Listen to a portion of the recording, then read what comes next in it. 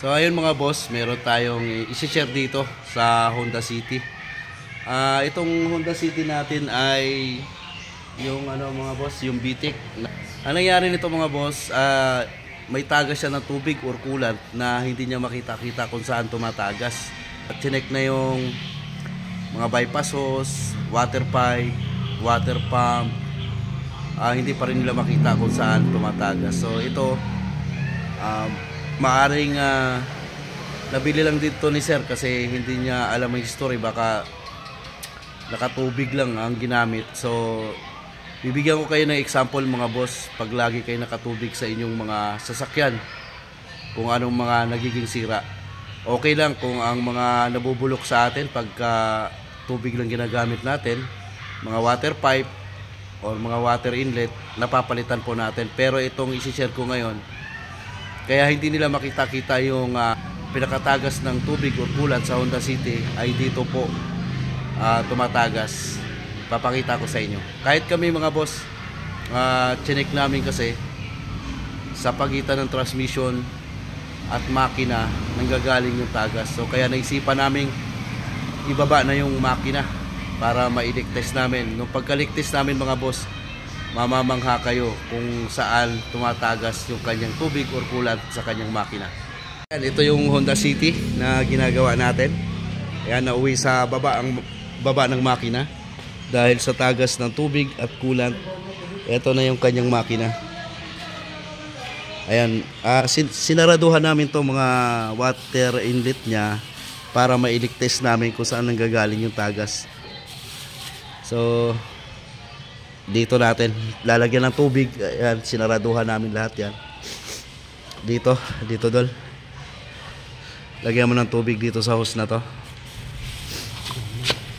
Tingnan nyo mga boss kung saan ang gagaling yung tagas.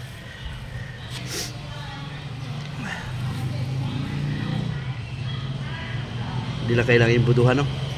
Okay, lagyan mo. Ayan, ayan mga bossing, oh.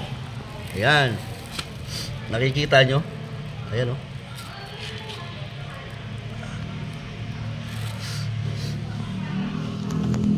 So kaya hindi makita-kita yung tagas dahil andito po sa pagitan ng engine block at saka transmission. Ang masama pa nito mga boss, kung mapapansin nyo, engine block na mismo ang nabutas, hindi po water jacket. Ayan, oh.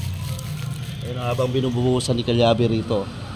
Ayan, nangurog na gani. yan ang tagas mga boss. Lalapit natin. Ayan, oh. So yan mga boss, pag mga ganito, so iisipin nyo, papahinang nyo.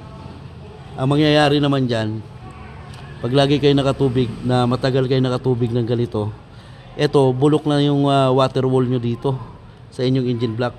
Ihinangan mo dito yan, maghahanap yan ng mga maninipis na kinutkot ng kalawang. Ayan, oh, lakas, oh, sumirit, oh. Ihipan mo boss yun. Ihipan mo to. Ayan, oh. Ayan. So tapos isa pa. Ayan, oil sludge. Sobrang ma-oil sludge.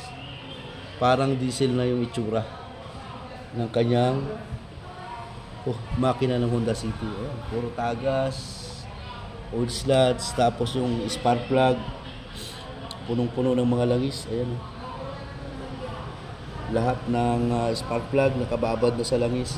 Pag mga ganito mga boss, pag nabababad sa langis, ibig sabihin may singaw na yung inyong valve cover gasket. Ayan, dito po nanggagaling yung langis na pumapasok na dito, kaya nagkakaroon ng langis yung inyong spark plug. Ayan, so kaya panatilihin nating nakakulant mga bossing para hindi matulad ang inyong sasakyan sa nangyari dito sa Honda City. Ito, tinawag ko lang kay customer kung ipapahinang or palit na lang kami ng block.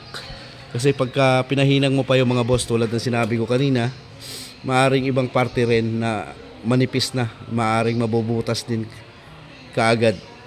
So matapalan natin tong butas na to. Yan, matatapalan man natin yan, pero maghahanap pa rin yan ng maninipis dito na parte, mga bossing. Ayan, oh. Sobrang lakas, di ba? Ayan, kaya hindi makita-kita talaga yung tagas. Ayan, nagtataka sila, nanggagaling sa pagitan ng makina at transmission. Pero yung mga ganitong Honda City, wala namang mga water jacket to eh. Ayan, butas talaga yung block. Ayan, konting sharing lang yan mga boss sa mga ganitong may mga sasakyan na panatilihin natin nakakulant yung ating sasakyan para hindi mabulok yung ating engine block. Mauwi po sa palit makina. Ayan, kung gusto nyo panggamit ng matagalan, so palit tayo ng engine block. Pwedeng hinangin kung hihinangin, kaso hindi po magtatagal yung inyong makina kung hihinangin lang din yun, kung panggamit talaga nyo yung sasakyan. So kawawa rin naman pagka hihinangin tapos ibebenta, kawawa din yung makakabili. Kaya sinuggest natin kay bossing na palitan namin ng engine block para mas tumagal pa yung paggamit niya sa kanyang sasakyan.